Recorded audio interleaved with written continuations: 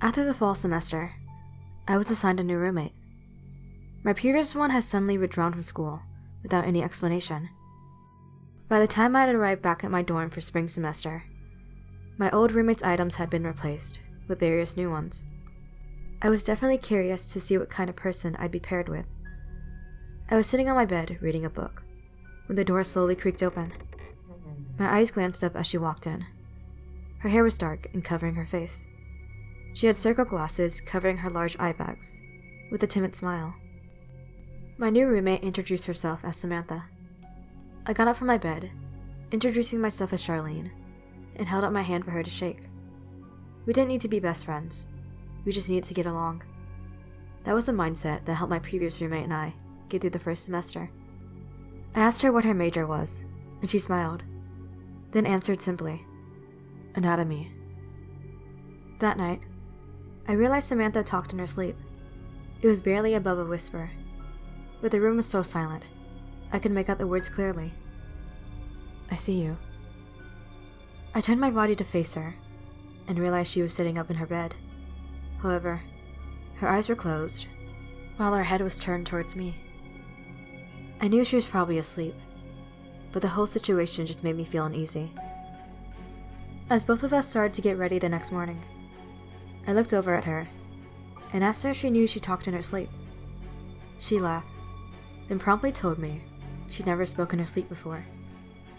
Sometimes, I wondered if she was awake when she said that. As I got ready that morning, I could see Samantha behind me in the mirror.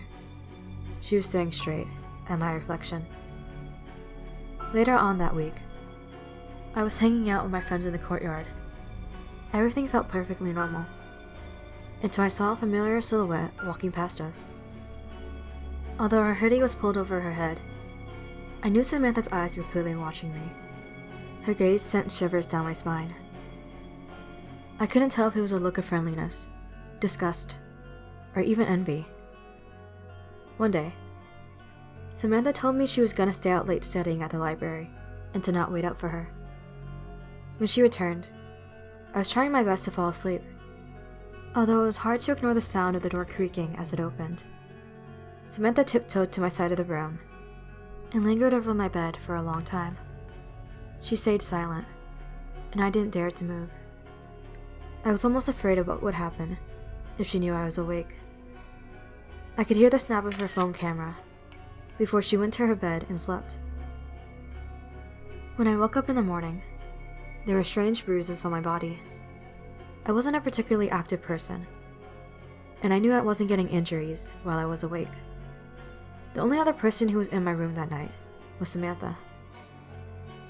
As the semester went on, things from my side of the room slowly began disappearing. First, it was my perfume.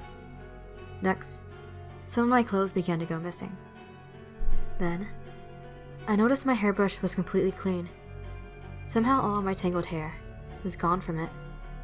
I knew I needed to confront Samantha about what had been happening. I waited for her to come back from her classes, but as the door creaked open, someone completely different walked into the dorm. Samantha's hair was freshly bleached to the exact shade mine was, with her signature glasses suddenly missing. It made her almost unrecognizable. At the same time, she was wearing the exact clothes I was missing. We had the same silhouette, so she looked identical to me from behind. We got into a heated argument. She defended herself, saying that she brought the different pairs of clothes last week, and her new hair suited her skin tone much more. It made me even more upset, so I stormed out of the dorm to cool off. I found myself aimlessly walking around campus, until I got a text from Samantha hours later. She told me she wanted to apologize for earlier, then asked me to come back to our dorm so we could make up. As I made my way into the building, I felt a chill run down my spine. I could tell from the gap at the bottom of our door that the lights were off in our dorm. I walked in, then felt hands covering my ears from behind. Samantha whispered into my ear, "I see you," before inserting a needle into my neck.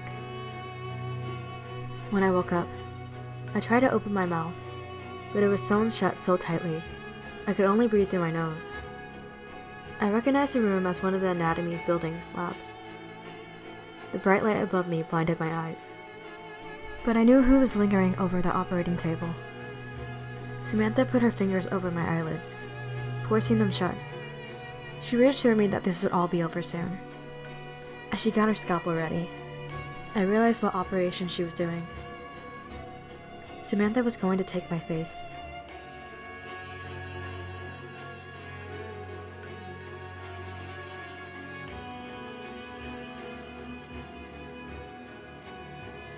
Thank you for watching. This story was a little bit inspired by one of my favorite webtoons, Cheese in the Trap, except I took the copying to the extreme. I can't believe this is my first actual video for 2023. I plan to upload way more, so stay tuned. Thank you for all your support. So goodbye for now, but not forever.